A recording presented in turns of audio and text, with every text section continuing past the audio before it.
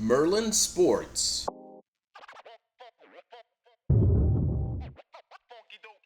Hi everyone, this is Phenomena of Merlinsports, and joining me this evening is Ddawg. How are you doing, sir? I'm doing well, my friend. How's it going? It's going pretty good. Unless you live in the Northeast and you're digging out of 2 feet of snow. And I am digging out it. Well, I dug out of snow this afternoon, man. yeah, I hear you. Okay, so we are going to break down the final of the Four Nations face-off, and of course, we pretty much have the best matchup we were all hoping for: USA versus Canada for, I guess, the championship of the Four Nations, taking place in Boston. So this will take place on Thursday at 8 p.m. at TD Garden in Boston, as the game shifted to Boston as of Monday. So I guess let's break it down and then see. Let's make our predictions at the end. But this is a rematch of course, highly entertaining. I think we could agree that was the game of the short tournament so far. USA pulled out a 3-1 victory, but really a one-goal game with one goal being a late empty netter. But not much to choose during that game, so let's break it down. How about you go first? Yeah, I mean, this is the big game in terms of international hockey. I think it's always bigger for the United States than Canada, obviously. The U.S. is getting there, but I mean, I guess the last major tournaments and stuff, it's been Canada and the U.S. When it's been the best on best. They've been in the finals a few times and stuff, but I still think Canada's biggest rival is Russia, right? So it's going to be interesting because the U.S. biggest rival in hockey is Canada. I mean, that's like beating us is the, and I'm going to say Canada because I'm Canadian. I live in Canada. I love Canada. Beating us is the big thing for the United States. I'm not so sure that it's the same for us. But I mean, if you look at it overall, you got a lot of this is NHL rosters, NHL rules, so these guys are very familiar. I think it's a great idea that they came up with for All-Star instead of having the All-Stars, which has become like shinny hockey and fans are not excited. But this is exciting, and the U.S. have a home ice advantage, but Canada had a home ice advantage on Saturday, and it was a great game. It's going to be very interesting, but I think it comes down to the best players, and I think it comes down to the fact that I look at this roster, this thing, and I look at, we have the three best players, right? We have the two best forwards. I mean, people might argue about Matthews is a great goal scorer, but I think McKinnon and McDavid. Obviously, McDavid's the best player in the world, and you saw it on Saturday night when he completely undressed the United States defense and just, he embarrassed. He embarrassed Hellebuck, right? And it's no shot against Hellebuck. I mean, it was a great goal, right? That's him at his best, flying through the neutral zone, digs around the guy and puts it upstairs. It was a beautiful goal. So, and then Charlie McAvoy tried to kind of run McDavid off the ice. He hit him a few times to kind of get him off his stride. I think McDavid took his number, right? He's got that in the back of his mind come Thursday night. Obviously, if you look at the overall rosters, Canada's got a better roster. I think if you want to argue, there's probably about 3, maybe 4 Americans forwards who could play on Canada, and they'd be on they would be on the bottom couple lines defensively. Cale Makar is the best defensive hockey player in the world. Maybe Victor Hedman kind of challenges him for that honor, but like, Cale's an incredible player. He did not play Saturday night. That was a huge disadvantage for Canada. Don't get me wrong. I thought Harley played very well for Canada on Saturday night. But I think really where the edge comes in, and this is what's been all tournament, the weakest part of Canada's team is the goaltending, and can Jordan Binnington be the guy that won the Stanley Cup, or be the guy that's kind of been indifferent for the last few seasons, right? I think that's the key to how Canada plays. And if you watch the game on Saturday night, really, he lets in a bad first goal. If he just let that goal in, it's a 1-1 game late in the third period. Mm-hmm. Right, right. But the fact is that he did let in that goal. And right. So that's the huge advantage for the U.S. Right. Yeah. I mean, that's a big advantage, right? That's a position where if you have the advantage, it makes a big deal. But it's one guy, right? And yes, goaltending in a short tournament in the Stanley Cup playoffs, and not so much in the regular season, but in the Stanley Cup playoffs and in a small tournament like this, goaltending is absolutely massive, right? Well, and so that's what Ken has to look out for. I mean, today, I was really hoping that he could get the shutout. That gives him a lot of confidence going into the game. But I mean, they gave up 3 goals in the third period. And they kind of were on the edge of the last bit of it. But I mean, they controlled for 2.5 periods. They controlled the game, right? And I think they let their foot off the gas pedal, and Finland kind of got some confidence late in the third period to be sparked. But what are your thoughts, man? I mean, I'm talking. Well, yeah, I think first of all, yeah, I agree. Like the tournament has been a pleasant surprise in terms of replacing where the All-Star game would have slotted in. I think. I mean, right from the get-go, I have to be honest. I was skeptical, all throughout the season, saying, "Oh no, they're going to shut down the season for this. How's this going to go?" But the minute the first puck drop of the first game, it was clear that these players taking it serious, and it's been a pleasant surprise this tournament, how hard they've gone and how successful it is, and even when they look at the TV numbers for Saturday's U.S. Canada game, they said it was the most highly viewed game outside of a Stanley Cup final in like the last 20 years or something. So it's actually been successful in drawing viewers on both sides of the border, which is great. And I think that you compare that because it actually, that just so happened this weekend was the NBA All-Star game, and like we could do a whole show on what a joke the NBA All-Star weekend is. And they could actually take some notes from a tournament like this, replacing their All-Star game where they can do a USA versus World type of thing. We should get to that. We can get to that one afterwards. But yeah, I hear what you're saying. So I think we have to commend NHL for a successful tournament that.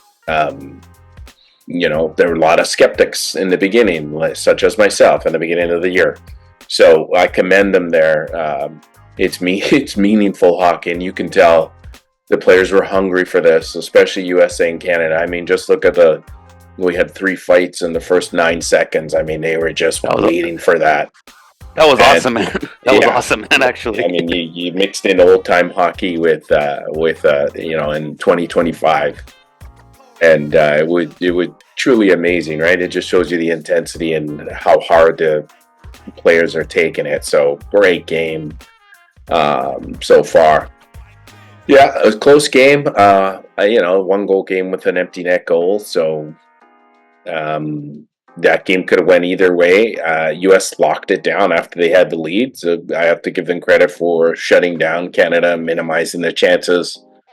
But now this game's in USA, so will they have more pressure on them to win? Because at home, yes, you have the crowd, but also comes more pressure. And I think they just they got all their emotions. They let out all their emotions, and Canada probably smarting from that loss. They may be more measured and calculated going into the final. Now, in terms of tail of the tape. Yeah, I think Canada has the better talent, especially in forwards, right? Like you just mentioned McDavid, McKinnon on separate lines. I mean, you have Crosby as well. Like even though he's older, an elder statesman, he's still an amazing elite player, and will go down as one of the best players in the game.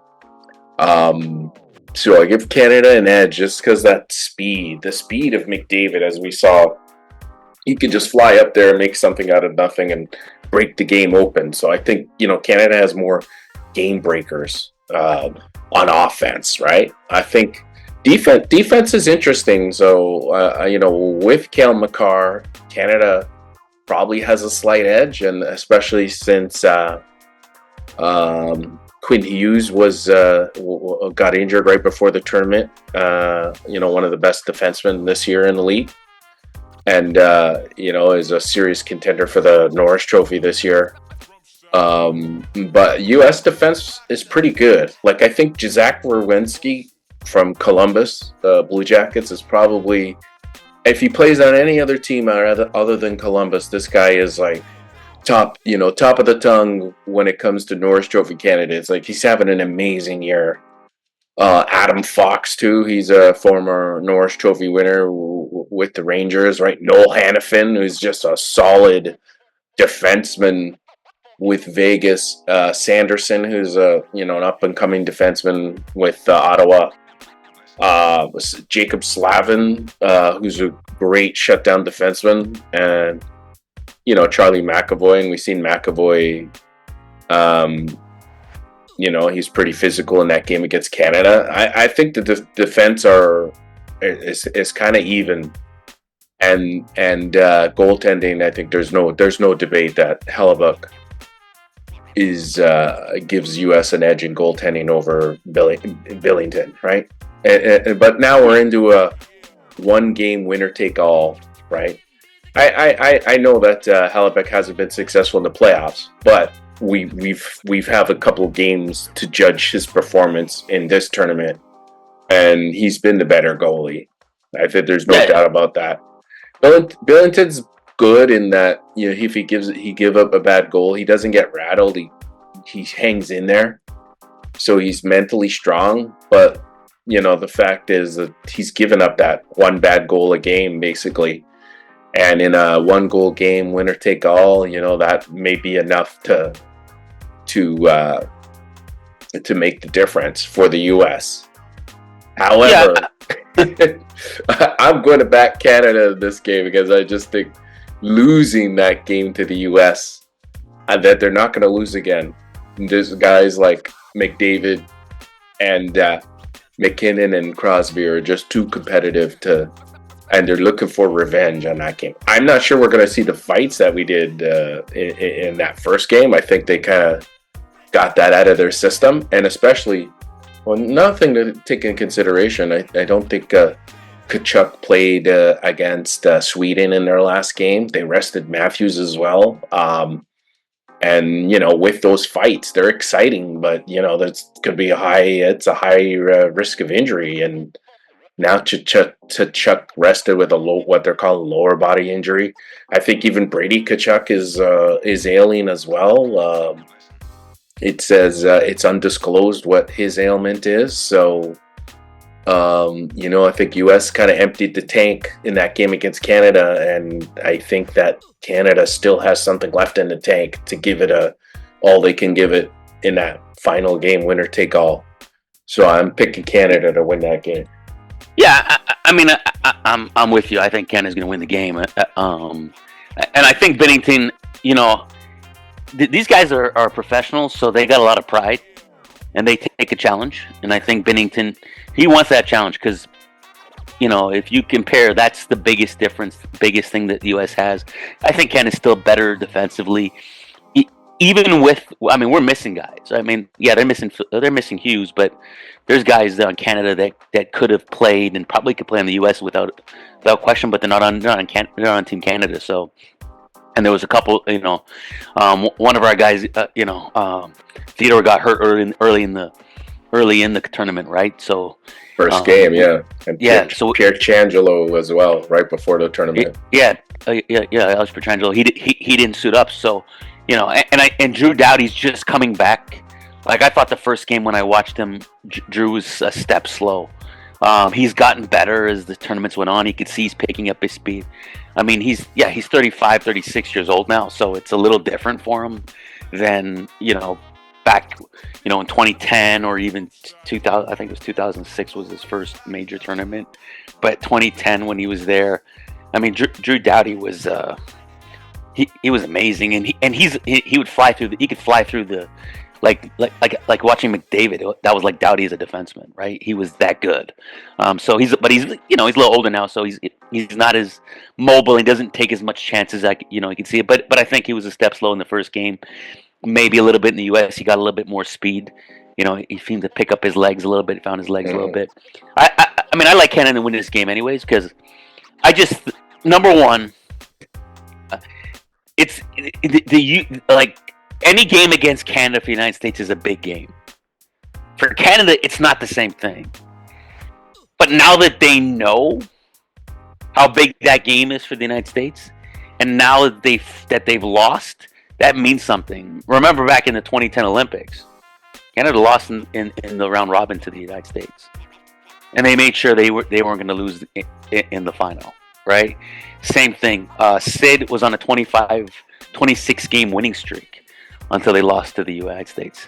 As a player in Canada, as a captain of Canada, he had never lost until the other night. So there's a lot of pride there for him. And yeah, I think Canada.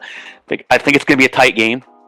Lots of checking. I'm not surprised. The U.S. will not.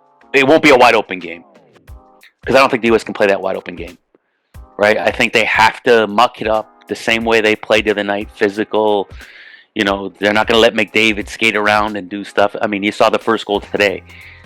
Look what he did. I think that's going to be the difference in the game. Because if you watch against the United States, Canada was trying to make every little pass to make the perfect play. Yeah. And today they fired the puck at the net. I mean, McKinnon and McDavid's goals were picture perfect. They picked spots in the net. And I don't care which goalie's in the net, he ain't stopping those shots. Yeah. Right? Okay. So I agree with you. I like Canada. And kind of touch base on, because we've both picked Canada to win this tournament. Talk about the NBA and stuff. I think you need like a 3-team tournament that you play, right? And I think you might go 4, but I think you get the United States, and then the Americas. So I think you get a lot of the South Americans, the Canadians playing their own basketball, and have their own team, and I think the Europeans, and I think you make a tournament out of that. Actually, I go one step further. I say 4 teams, and I'll tell you who the 4th would be. It would be a world team, so the players not in Europe or South America. So and that brings in Australia, Africa. Asia, because could do that. There's there's plenty of good players from Australia. In fact, we just heard that. Did you hear that Kyrie is trying to switch to play for Australia at the next Olympics? Yeah, he's actually born in Australia. I didn't know that he was born in Australia. That's pretty interesting. But Karl Anthony Towns doesn't play for the United States. He plays for Puerto Rico. Right, and there's other guys. I mean, I was laughing at the last. Pascal Siakam is born in Africa. Yeah, well, I mean, Giannis could play for Europe, or he could play play in Africa. Joel Embiid's the same thing. He played for the United States last Olympics, but he's from Cameroon, the same as Pascal. There's a lot of great young African players, so maybe you could just do Africa instead of the world. But yeah, the world would be pretty good too. But I think you play like a four nation tournament. The only thing I'd say about the 4 nations that in hockey is, you're missing the great old powerhouse in Russia. Yeah, right. Maybe the next time that they try something like this, then the situation will be clarified or settled, and Russia will be allowed to attend, and maybe make it a 5 nations face off, because you need Russia in there, I think, for the next one. Yeah, I agree. Right. So yeah, I mean, look at all the great players that were not in this tournament that play for Russia. So. And that's the Canadian rival, right? I mean, I mean, the U.S. wants to be that, but Canada will always look at Russia as the greatest rival for us. just because how it is. Like the Cold War stuff with the U.S. and Russia is one thing, right? 72 Summit Series. So that's their old sweetheart from back then. So historically, they have a lot of rivalry.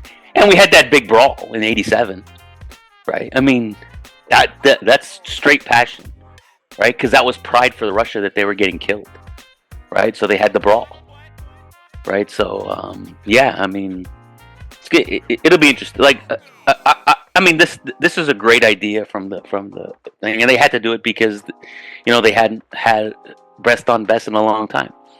Like 2016, I think, was the last World Cup, or not 2016, yeah. So they had to have something like this, right? You want to see the best players play against each other at an international level, and as soon as you threw the jersey on for the country, those guys threw out. It's not an all-star game. It's not an exhibition. This is pride. We want to win, and that's why Sweden right now and the U.S. are playing tonight. It was in the third period, 2-1 Sweden. Sweden's got too much pride to go out 0-3. Way too much pride to go out 0-3. Right? Mm-hmm. So, I mean, the U.S. rested players, but Sweden's got too much pride to go out 0-3. Even if the U.S. didn't rest their players, I think it was going to be a tough game for them because Sweden's got too much pride to go out 0-3. Mm-hmm. Anyway, okay, it's gonna be interesting Thursday. I'm looking forward to it. It's quiet right now because NBA's on All-Star break and so is the NHL. So. Yeah. Okay. So we're both picking Canada to win. Okay. Well, thanks, Ddawg. Looking forward to the game, and we'll talk to you real soon. Yeah. Take care, man. Have a good night.